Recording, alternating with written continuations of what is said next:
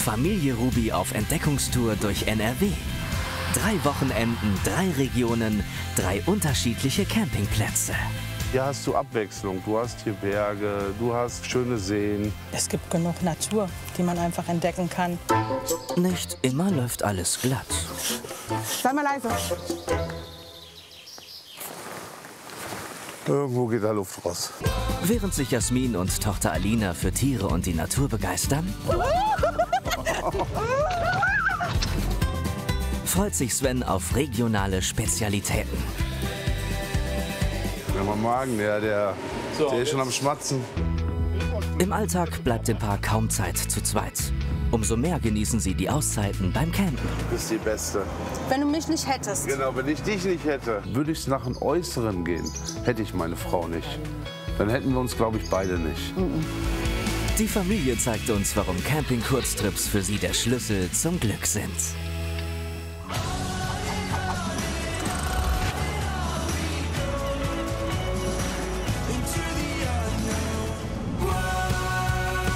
Seit 4 Jahren sind Jasmin und Sven Ruby aus Hamm begeisterte Camper. Am liebsten fahren sie übers Wochenende weg.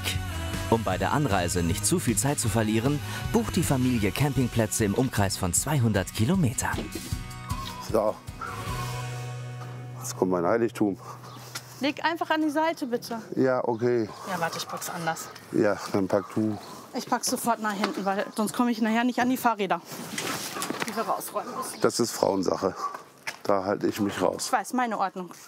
Dieses Wochenende wartet etwas Besonderes auf die Familie. Ein Treffen mit 42 anderen Campern auf einem Campingplatz in der Eifel. Wunderbar. Meine Frau und ich, wir sind in einer Facebook-Gruppe, die nennt sich NRW Camping. NRW Camping ist ein Teil von uns geworden und es macht einfach nur Spaß, da mitzumachen. Ne? So, und deswegen, weil wir heute ja zum Treffen fahren, finde ich das richtig geil, die einzupacken. Die 12-jährige Alina begleitet ihre Eltern. Den Wohnwagen, Baujahr 1996, haben die Rubys damals für 4.500 € gebraucht gekauft. Dann haben sie nochmal 1.000 € investiert. Ein professioneller Graffiti-Künstler hat das Gefährt in einen echten Hingucker verwandelt. Unser Wohnwagen sieht so aus, wie er aussieht, weil auf dem Campingplatz alles schwarz, weiß, grau, keine Ahnung ist. Wir das eigentlich leid waren und wir was Besonderes haben wollten für uns. Das heißt, wir haben unsere Lieblingstiere dann drauf gemacht. Mein Faultier ist halt mein Lieblingstier. Es ist ruhig, gelassen. Das passt zum Campingplatz. Geschillt, Entspannung, Natur. Ich habe mir den Fuchs ausgesucht, weil sie süß und klein sind und weil sie sehr schlau und intelligent sind. Den Panda, das sind ruhige Tiere, sind zwar groß und robust, aber sind trotzdem tollpatschig. Fettfaul und gefräßig, passt zu mir. Camping in Nordrhein-Westfalen boomt. 2024 gab es rund 2,4 Millionen Übernachtungen auf den 250 Campingplätzen dieses Bundeslandes. 3 davon werden die Rubys besuchen. Zuerst geht es zum NRW-Camping-Gruppentreffen in Nideggen in der Eifel. Danach erlebt die Familie eine Premiere und übernachtet auf einem Bauernhofstellplatz in Hasewinkel im Münsterland. Zuletzt erkunden sie das Sauerland und einen Campingplatz am Ufer des Sorpesees. Jetzt erstmal los in die Eifel. Hast du auch ordentlich angekoppelt? Du kannst ja kontrollieren, wenn du mir nicht vertraust. Dann gucke ich mal lieber nach. Ah, sieht perfekt aus. Sieht perfekt aus. Navi eingestellt? Ja, Navi steht. Ja, dann wollen wir mal los.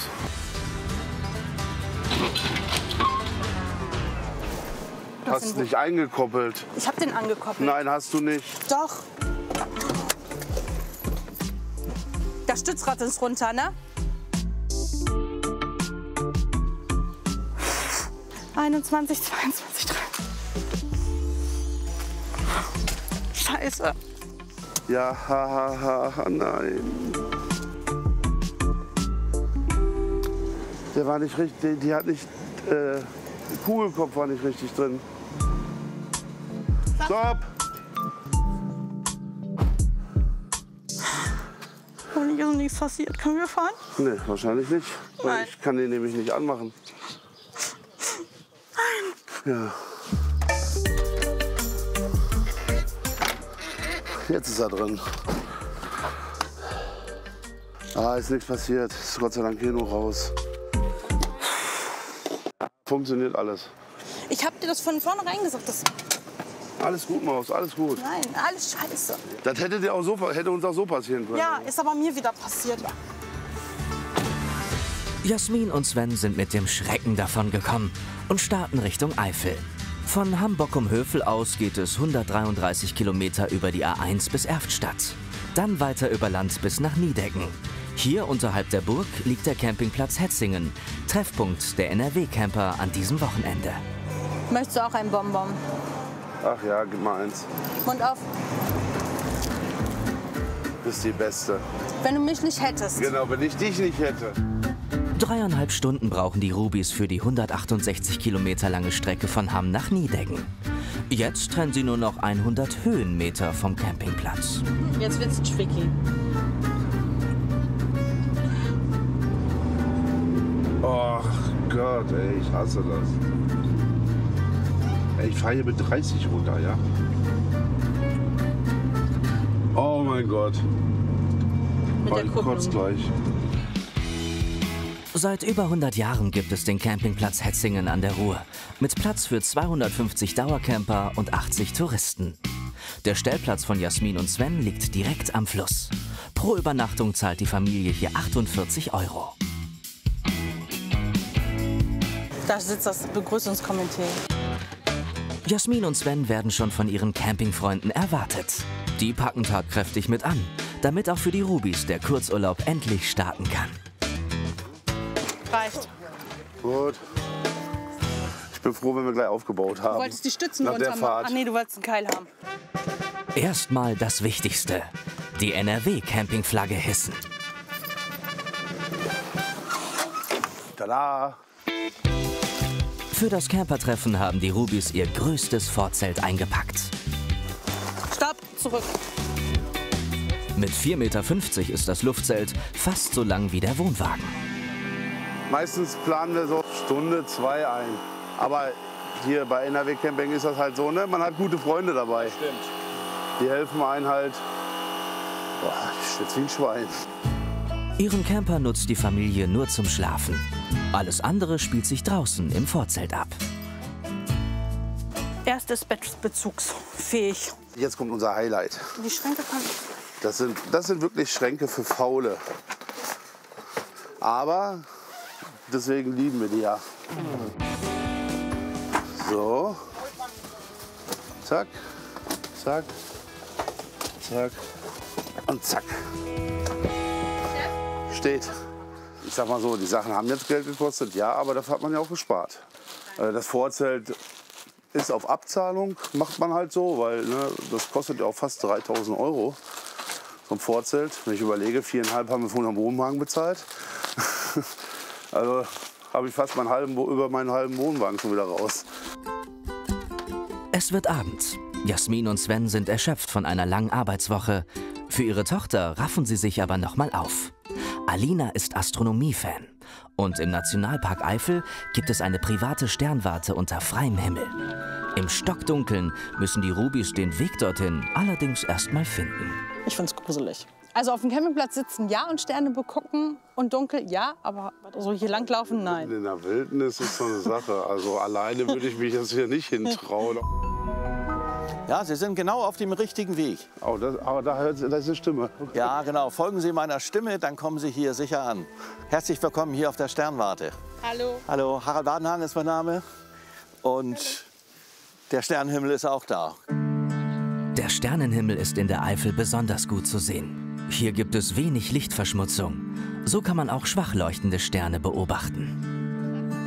Also ich finde einfach faszinierend, wie die Sterne aufgebaut sind und wie das überhaupt entstanden ist, die Sterne. Weil für uns hier auf der Erde sind das ja eigentlich nur Punkte, die leuchten. Boah! Noch nie war Alina den Sternen so nah. Man hat die Krater gesehen, so Einkerbungen. Und man hat es viel näher gesehen und viel mehr Strukturen und anderen Farben, als wenn man es hier sehen würde. Die Mondkrater faszinieren Harald Badenhagen seit seiner Kindheit. Mit seiner privaten Sternwarte verwirklicht er sich einen Lebenstraum. Jährlich empfängt er hier 6000 Besucher. Wenn wir in den Himmel schauen, dann schauen wir eigentlich in unsere Herkunft herein. Und zwar rein physikalisch. Denn jedes einzelne Atom unseres Körpers war einmal Bestandteil eines Sterns. Mittlerweile ist es nach Mitternacht. Das Bett ruft. Der nächste Tag wird aufregend, denn dann findet das große Campertreffen statt. Erstmal steht am nächsten Morgen aber Sightseeing auf dem Programm. Wenn die Rubis schon mal in der Eifel sind, wollen sie auch die Sehenswürdigkeiten in der Umgebung entdecken. Zum Glück ist Sven ausgeschlafen.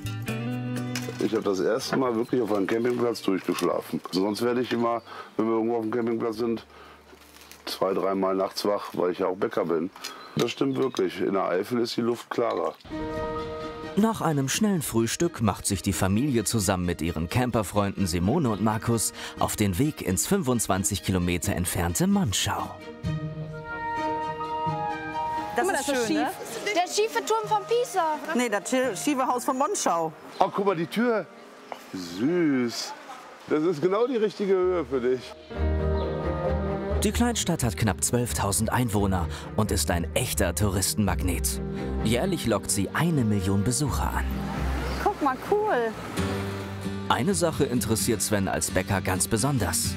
Eine Fachzeitschrift schreibt, in Monschau sei eines der besten Cafés Deutschlands. Da, Café Kaulat. Richtige Erwartungen habe ich jetzt nicht. Also dafür ist halt zu viel Tourismus hier. Aber ich als Bäcker sage, ich probiere auf jeden Fall alles. Das Café Kaulat gibt es seit 66 Jahren. Jochen Kaulat hat es vor 30 Jahren von seinem Vater übernommen. Hallo. Hallo. Guten Tag. Guten Tag. Wie geht's denn? Gut? Gut. Ja, Und Ihnen? gut. Ja. Im schönen Monschau muss es einem gut gehen. Oder? Ja. Gerade wieder zur schönsten Altstadt Deutschlands gewählt worden. Schönste Kleinstadt. Ja, da wollen wir mal gucken, ob wir hier mal was Leckeres bringen. Also irgendwo hatte ich immer einen Drang nach Süße. Und als es dann soweit war, welchen Beruf ich erlerne, kam für mich eigentlich nur Konditor in Frage. Man muss das gerne machen und mit Leidenschaft machen. Weil wir machen ja eigentlich etwas, was der Verbraucher, wo er sich was gönnt. Ja, uns braucht eigentlich keiner. Uns braucht man nur für die Seele. So, liebe Camper. Ich habe mal 2 Teller gemacht, so ein bisschen zum Schnuppern für alle. Das ist hier ein Monschauer Dütchen. Eine Biskuittüte ist ein Klassiker. Dütchen schon über 100 Jahre hier erfunden worden. Dann backen wir jede Woche Printen, auch bei dem Wetter. Dritte Spezialität, Monschauer Pfannenbrocken. Die haben wir erfunden, auch schon fast 50 Jahre her.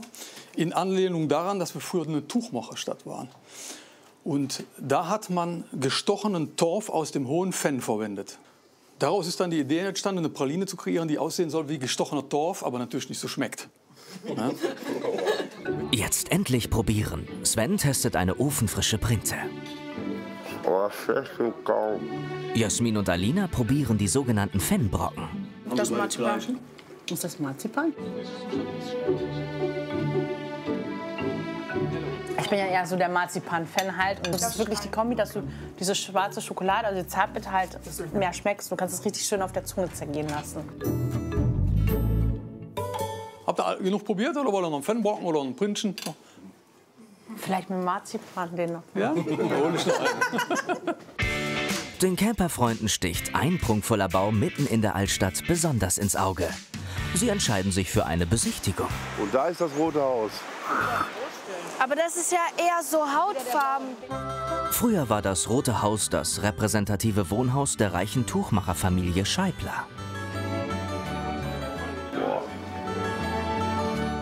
Heute ist es ein Museum. Der so offen zur Schau gestellte Reichtum der Tuchmacherfamilie beeindruckt die Camper. Luxus, wohin das Auge blickt. Aber den Kronleuchter möchte ich nicht putzen. Nö. Darf ich mal eine Frage stellen? Ja, aber klar. Ist das jetzt wirklich alles so aus dem 18. Jahrhundert übernommen worden? Ein Teil. Okay. Also die Familie hat ab 1909 noch was dazu gesammelt. Ungefähr ein Viertel der Möbel ist wirklich original von der Familie.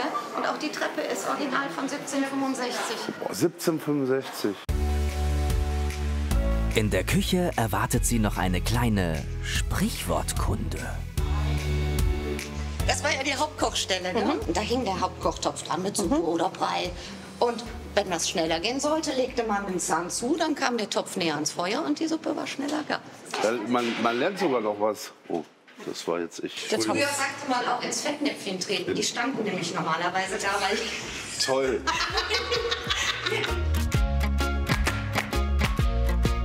Wenn man sowas hier sieht, dann da kriegt man richtig Respekt vor. Also ich traue mich schon gar nicht irgendwie, noch nicht mal hier zu stehen, weil das ist halt sehr historisch. Ne? Aber ich finde das richtig toll. Wie vieles in Monschau. Ja, die ganzen Fachwerkhäuser, die faszinieren mich. Aber auch die ganzen kleinen Geschäfte, die dabei sind. Sehenswert. Genau, auf jeden Fall eine Reise wert, sag ich jetzt mal. Am frühen Abend fällt auf dem Campingplatz in Hetzingen der Startschuss für das große Gruppentreffen der NRW-Camper. Seit 2021 gibt es die Facebook-Gruppe. Jasmin und Sven sind seit 2 Jahren dabei. Marcel Merker ist der Gründer. Ich habe nicht gedacht, dass so viele Leute wirklich bei diesem Treffen mit dabei sind. Wir sind 42 Gespanne. Und ich hoffe, dass wir das hier noch ganz, ganz viele Jahre mit euch weitermachen können. Das Buffet ist hiermit eröffnet, damit es nicht schlecht wird. Die Gruppe ist zu einem festen Bestandteil im Leben der Rubis geworden. Weil man da so sein kann, wie man ist. Man muss sich nicht Man muss sich nicht verstellen. Ich sage immer, der Campingplatz ist das größte Wohnzimmer, was es gibt. Weil da kann ich vorne sitzen in Jogginghose und keiner guckt blöd, im Gegensatz zu vielen Hotels. Mit einem solchen Zulauf hätte Marcel nie gerechnet. Deshalb hat er sich in der Gründungszeit auf eine leichtsinnige Wette eingelassen. Ich habe mal gesagt, wenn wir so und so viele sind, lass ich mir ein Tattoo stechen. Ja, dann habe ich hier auf diesen Haufen hier kennengelernt. Und dann sind wir, ja, wir machen das. Und da sind wir dabei, da machen wir das, ja. Außer ich bin der Nacktschüler gewesen. Ich habe nur gesagt, ich mache mir nur nicht das Zeichen, weil schlicht und einfach kann jeder. Mittlerweile hat die Gruppe über 12.000 Mitglieder. Zusammenhalt wird hier groß geschrieben. Du kannst dich auch dahinter stellen, wenn Du ganz ehrlich, ich muss ja sonst auch immer grillen. Aber lass bitte Sven nicht dran, weil sonst haben wir schwarze Würstchen. Okay. Der darf nicht grillen. Das weiß der. Der darf den anmachen, ja, aber mehr darf der auch nicht machen. So ist Familiennummer. Die meinen das ja alle nur aus Scherz. Und das weiß ich ja auch.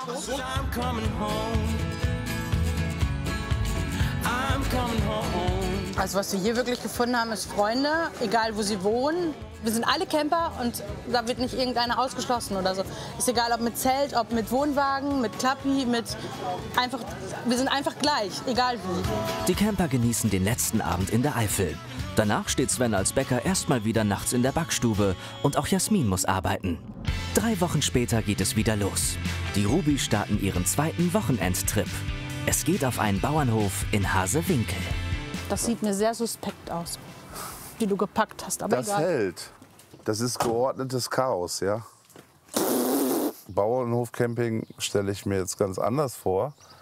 Weil ich kenne normalerweise nur, man fährt auf dem Campingplatz drauf, man trifft andere Camper. Es ist auf jeden Fall ein ruhiger Campingwochenende, dann ohne viele Leute einfach mal. Ich bin auf jeden Fall gespannt, ob es da Pferde gibt. Ihr Ziel im Münsterland ist nur einen Katzensprung entfernt. Fahrzeit knapp 1 Stunde mit besonderer Musik.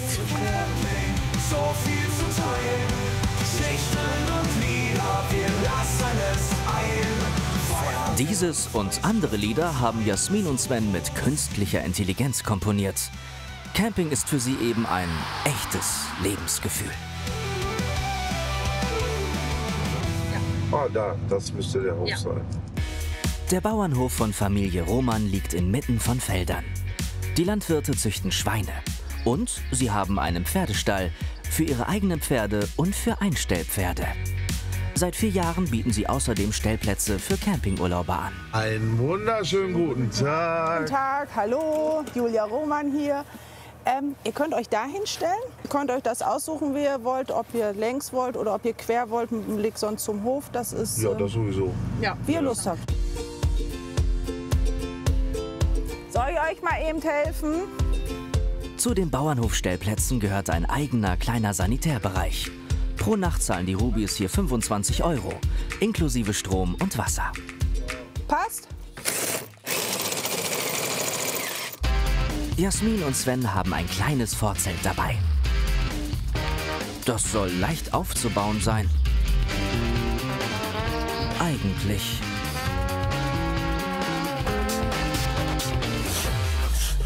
Sei mal leise. Irgendwo geht da Luft raus. Pump mal, dass ich hören kann.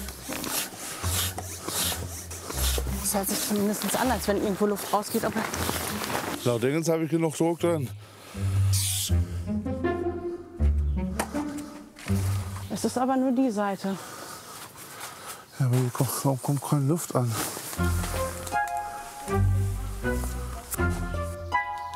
Ist der hier zu, dass deswegen keine Luft reinkommt? Aha. Ja. Zeit für eine lange Pause bleibt der Familie nicht. Ihr Gastgeber Bernhard Roman kommt mit einer Überraschung vorbei. So, habt ihr Lust auf eine kleine Kutschfahrt? Sollen wir? Ja, gerne. Dann auf. Ja, dann drauf. Eine Kutschfahrt durchs Gelände. Vergessen sind der Stress der Woche und die Hektik des Alltags. Wie schön. Vor allem Jasmin genießt diesen Ausflug in vollen Zügen.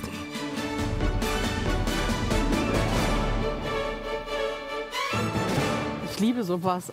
Ja, du kannst entspannen, du kannst die Natur hören, du lauschst die Blätter, du hörst die Vögel und das ist einfach beruhigend.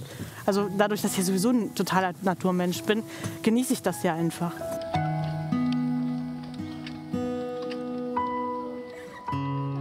Igen, pass schön auf. Igen, Nikita. Sagen Sie immer die Namen des Pferdes, oder? Ich mach das, ja. Und das reagiert dann auch? Ja, das ist Ausbildung. Ach so. Also das hat so ein bisschen damit zu tun, weil ich nun Turniere gefahren bin. Und dann sollen die halt eben auch vernünftig gehen. Und dann gehört auch Geländefahren dazu. Eine richtige Geländefahrt ist kein entspanntes Traben. Wow. Ja.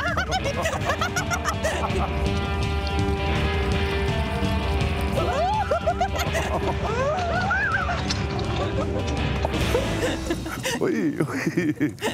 Das ist ja wirklich. Sowas erlebt man nicht jeden Tag und ich kenne Reiten. Aber sowas mitzuerleben wie jetzt hier den Hügel hoch und wieder runter und auch das Schnelle ist schön. Das ist schon mega geil einfach. Das macht schon richtig Bock. Es wird Abend und gemütlich auf dem Bauernhof. Die Romans haben ihre Campinggäste zum Essen eingeladen. Es gibt Würstchen von den eigenen Schweinen.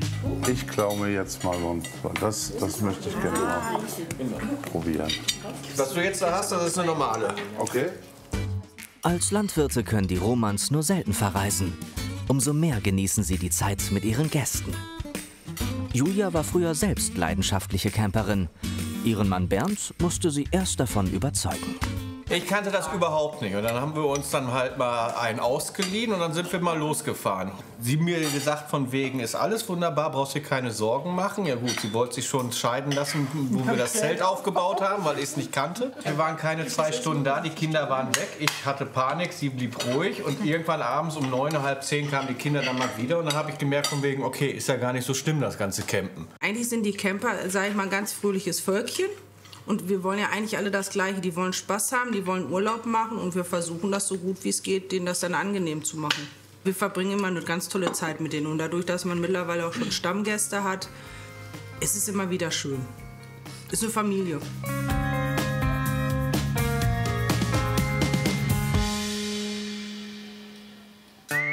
In der Nacht fängt es an zu regnen. Die Fahrradtour muss also warten. Dafür frühstücken die Rubis erstmal ausführlich und in aller Ruhe. Dafür bleibt ihnen im normalen Arbeitsalltag keine Zeit. Ich kannte das früher gar nicht. Wir haben immer mit diesem Messer die Brötchen aufgeschnitten. Egal wie. Und seitdem wir zusammen sind, benutze ich normalerweise auch immer so ein Brotmesser. Weißt du, woher ich das Messer habe? Nein. Das habe ich noch aus der Lehre. Jasmin und Sven kennen sich seit der Grundschule. Dann verlieren sie sich aus den Augen. Als sich die beiden Jahre später wieder treffen, verlieben sie sich ineinander. Das ist jetzt 20 Jahre her. Ich liebe meine Frau so, wie sie ist. Ne, ich habe immer zu Freunden gesagt, das sage ich aber auch zu meiner Frau. Würde ich nach dem Äußeren gehen, hätte ich meine Frau nicht. Dann hätten wir uns, glaube ich, beide nicht. Auch wenn sie manchmal zickig ist oder so. Aber das ergänzt sich bei uns. Ich habe auch meine zickigen Phasen. Bei uns war der Charakter. Der Charakter, die inneren Werte, die zählen bei mir auf jeden Fall. Das Paar hat 2 Kinder. Pascal ist 18 und fährt nicht mehr mit zum Campen. Aber die 12-jährige Alina begleitet ihre Eltern. Oh ey, nicht meine Finger. Du musst doch die Hand so gerade und nach unten halten. Die Zweisamkeit, die man miteinander hat, die ist halt nicht mehr so gegeben, schon alleine durch die Kinder. Arbeit, der Stress, der Alltagsstress. Und deswegen gehen wir aber auch campen, um diesen Alltagsstress einfach mal zu entfliehen. Du genießt die Ruhe einfach zu zweit, ne? Dann setzt du dich einfach dahin und beobachtest einfach mal den anderen. Und daran siehst du einfach, was liebst du an dem Menschen, ne, der seit 20 Jahren dann an deiner Seite einfach sind. Mittlerweile ist die Sonne rausgekommen und Sven macht die E-Bikes startklar. Ihr Ziel, das Landgestüt Nordrhein-Westfalen in Warendorf. Von Hasewinkel-Greffen aus nur 14 Kilometer. Wunderbar, läuft. 44 Minuten. Sollen wir starten? Ja, dann lass uns los. Okay. Jasmin und Alina lieben Pferde. Alina nimmt 2-mal in der Woche Reitunterricht. Ein Besuch im Landgestüt ist für sie ein Muss, wenn sie schon in der Nähe sind. Moin. Die Familie fährt einen Teil des Emsradwegs.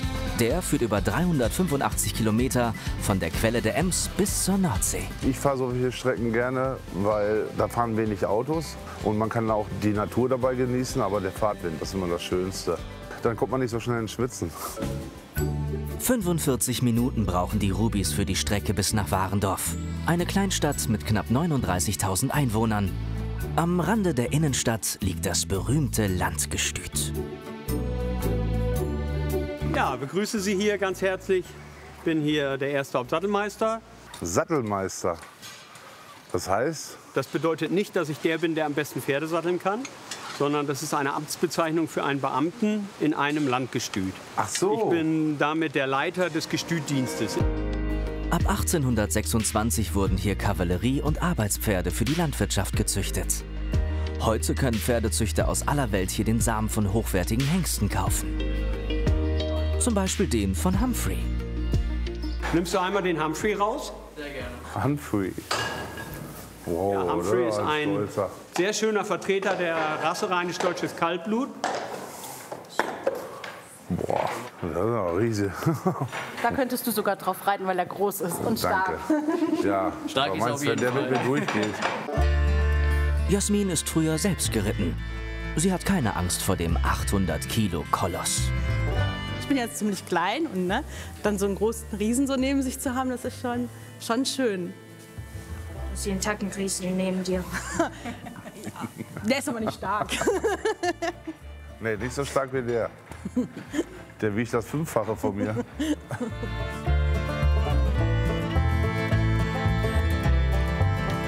Schon faszinierend. Bedanke ich mich hier für Ihren Besuch. Vielen lieben Wünsche Dank Ihnen für den Rundgang ganz und die herrlichen Tag noch Erklärungen. und eine schöne Weiterfahrt. Seit 2 Tagen sind die Rubis unterwegs.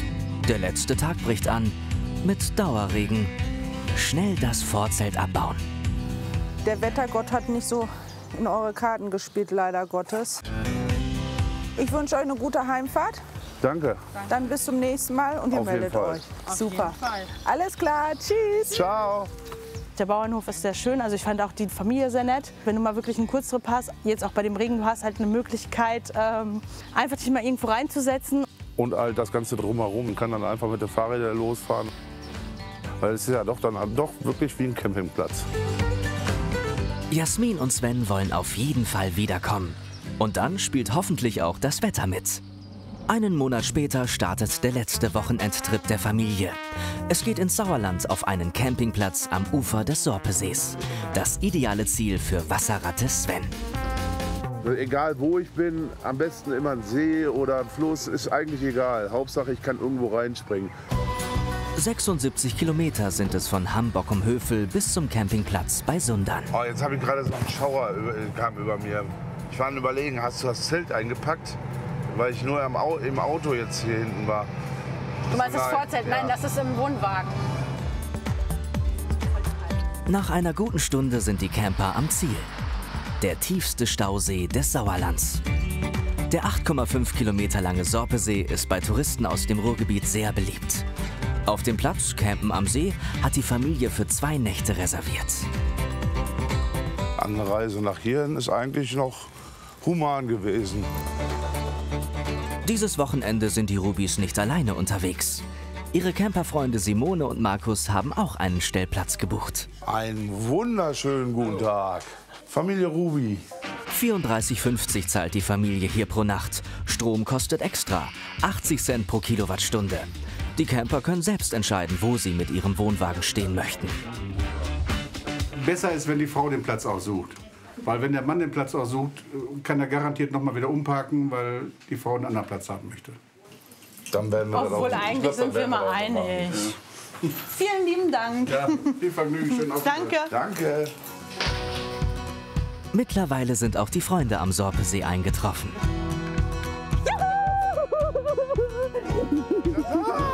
Markus! Wir sind die siamesische Zwillinge, weil Simone ist wie meine Frau, die sind vom Wesen gleich, und Markus ist wie ich. Und bei denen kann man auch wirklich sagen, das sind Freunde. Dann braucht ihr euch nicht mehr anmelden, haben wir schon gemacht, dann können wir direkt durch. Jetzt geht's ans Aufbauen. Der Wohnwagen der Rubis ist 29 Jahre alt. Simone und Markus haben sich vor knapp 2 Jahren einen ganz neuen geleistet. Der hat auch einen Mover, eine ferngesteuerte Rangierhilfe. Angeber. Neidisch. Aber eins muss man ihn ja lassen, den Mover hat er wenigstens selber drunter gebaut. Ja. Ich habe doch heute schon gearbeitet. Das Lustige ist ja, ihr habt einen Wohnwagen, der ist Leichtbauweise, der ist viel leichter als unserer. Ich weiß nicht, was du meinst. Und du hast einen Mover und ne, den würdest du mit einem Finger rumziehen.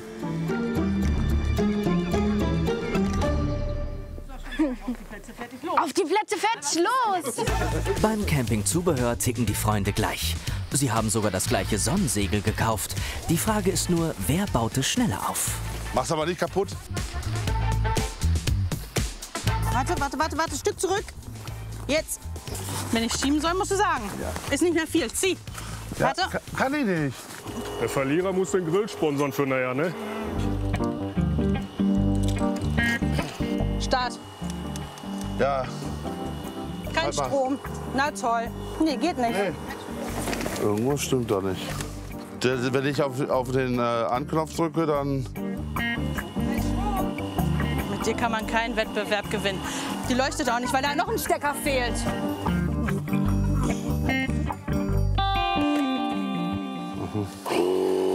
Jetzt geht's.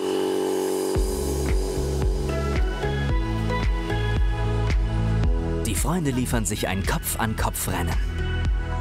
Und wer hat jetzt gewonnen? Also ich würde sagen, wir einigen uns auf Unentschieden. Stehen beide doof. Komm, ab zum Waschhaus. Mal gucken, wie das aussieht. Das Waschhaus für alle Camper ist frisch renoviert und liegt zentral zwischen den Dauercampern und den Tagestouristen.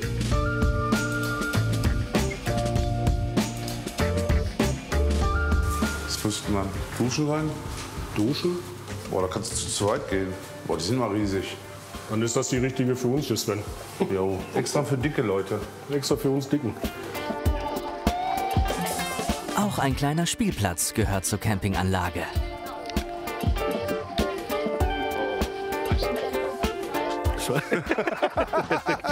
Das ist, als wenn du vom Hochhaus springen würdest. Und dann geht es endlich bis ganz runter zum See. Mit seinem flach abfallenden Ufer lädt der Sorpesee zum Baden ein. Mir reicht der See. Der Platz selber interessiert mich jetzt gerade gar nicht. Nein, also ich muss echt sagen, doch der Weg auch hier runter hin zum See hin ist schön. Ja, was willst du mehr, ne? Wenn du jetzt hier Ich so sehe sitzt, nichts, da das steht ist so ein schon... dicker Felsbrocken mir davor. Ey, du machst den ganze Aussicht kaputt. Weggerutscht.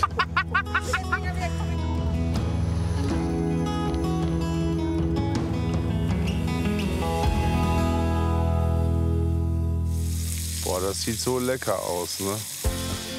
Mit einem gemeinsamen Grillen läuten die Freunde das Wochenende ein.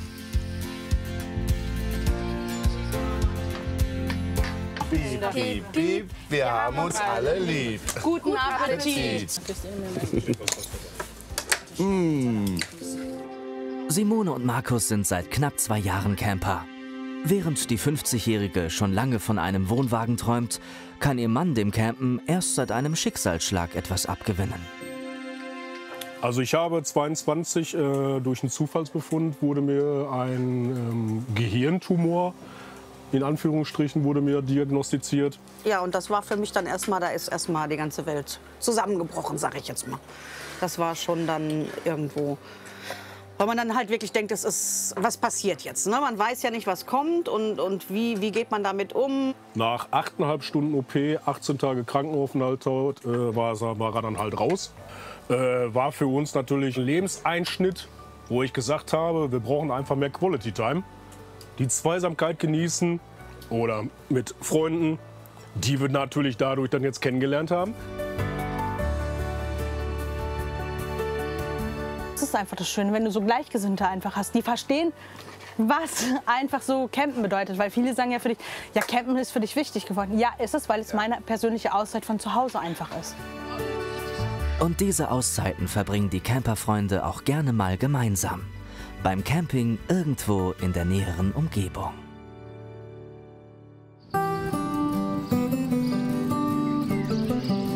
Viel Spaß, ihr 2 Wasserratten.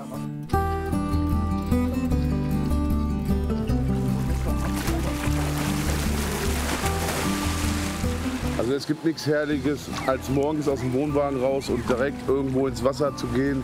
Also das ist für mich das Highlight pur. Für mich ist das, wie für Sven genauso, wie so ein Lebenselixier ist das einfach. Sobald ich hier drin bin oder so, ist das halt, das ist Freiheit.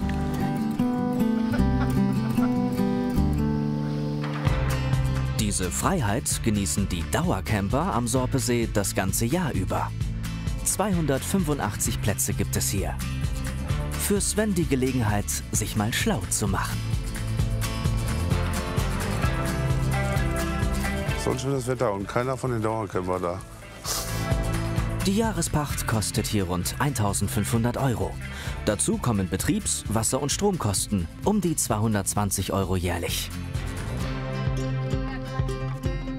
So, das ist für mich so Dauercamper-Stellplatz. So, das ist schön angelegt, bisschen idyllisch. Das wäre so das, aber das habe ich halt zu Hause im Garten, also wenn ich das nicht hätte. Viele Dauercamper kommen schon jahrzehntelang jedes Wochenende an den Sorpesee. So wie die 81-jährige Renate Naumann. Seit 30 Jahren kennt sie den Platz. Vor 20 Jahren übernahm sie diese Parzelle samt Wohnwagen, Vorzelt und Anbau von einem Bekannten. Schön hast es hier, muss man echt Ja, sagen. also wie gesagt, es ist ja auch viel Arbeit. Man muss ja auch alles in Schuss halten. Ne? Hält aber auch noch ein bisschen jung wahrscheinlich dann immer, oder? Ja. Man rostet einfach nicht ein, oder? Wenn man was Man bleibt in Bewegung. Ne? Und das ist das Schöne dabei. Ne? Ne, als Camper hat man schon immer hier was zu tun. Ich bin froh, dass ich den Campingplatz habe. Dass man da rausfahren kann, wenn man mal Lust hat, mal was anderes sieht. Weil die Leute dann morgen so sieht, wenn dann jeder anspricht, immer ein bisschen Pläuschchen halten. Ne? Ja, ja. Das ist schon schön.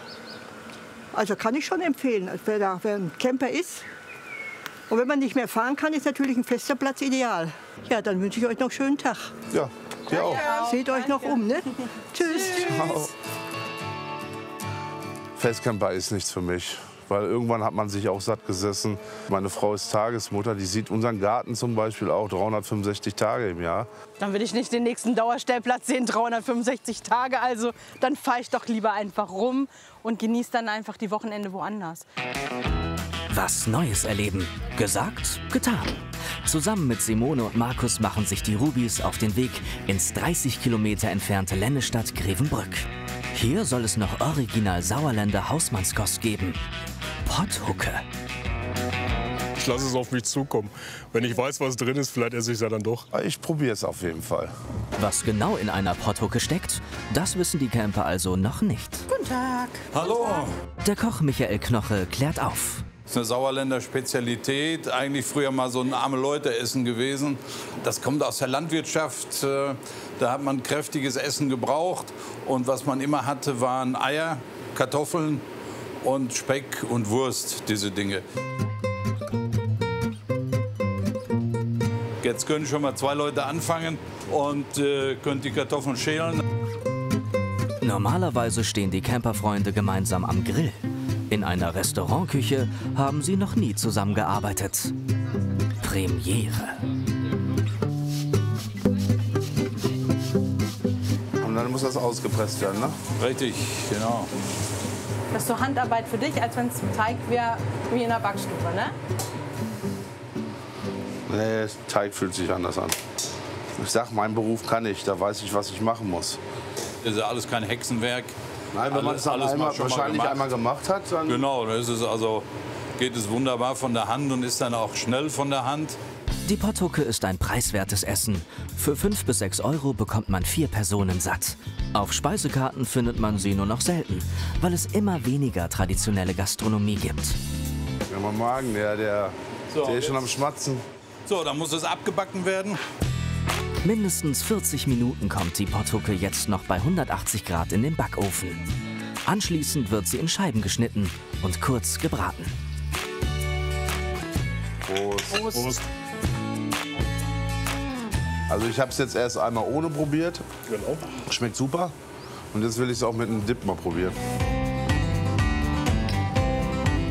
Ich persönlich finde beides gut. Sehr lecker. Und die Portion, die esse ich auch auf. Also die lasse ich mir jetzt nicht mehr wegnehmen. Werde ich auf jeden Fall zu Hause dann noch mal nachkochen können. Hallo. Danke. Ein Campingplatz direkt am See. Da darf Wassersport natürlich nicht fehlen. Die Camperfreunde testen ihre Stand-Up-Paddleboards. Ich habe schon mal versucht, ist jämmerlich in die Hose gegangen. Aber ich versuche es trotzdem. Ja, also ich bin auch blutiger Anfänger, ich werde es auch probieren, weil ich habe da wirklich Spaß dran am Wasser.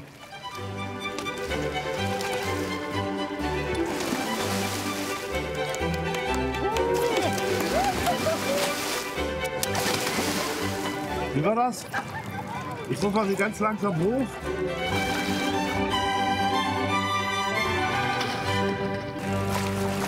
Ich stehe!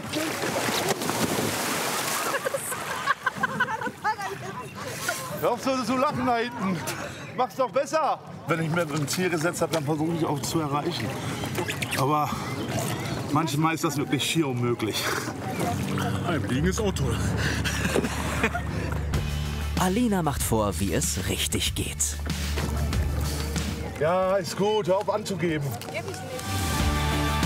Auch wenn Sven und Markus heute kein Erfolgserlebnis beim Stand-Up-Paddeln hatten.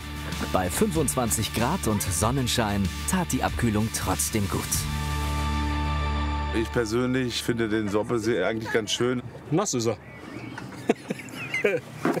Nass, aber angenehme Temperatur. Camping in NRW. Das heißt für Jasmin, Alina und Sven vor allem raus aus dem Alltag und rein ins Wochenendvergnügen. 3 unterschiedliche Regionen hat die Familie in den letzten Wochen kennengelernt. Und ihre Reise soll weitergehen. In meinen Augen ist NRW deswegen so toll, weil egal wo man hinfährt, hier hast du Abwechslung. Du hast hier Berge, du hast schöne Seen. Also das ist mir ja persönlich wichtig. Es gibt genug Natur, die man einfach entdecken kann. Wälder, Wiesen, das reicht mir ja schon einfach aus, wo ich entspannen kann. Kurze Trips, dafür öfter mal raus. Das ist das Glücksrezept der Rubis. Auf dem Campingplatz, da kommst du auch schneller runter, gerade so wie dir. Das ist wieder so ein richtiger Ausgleich für die Seele. Und deswegen, ich würde NRW persönlich immer wieder weiter nur empfehlen.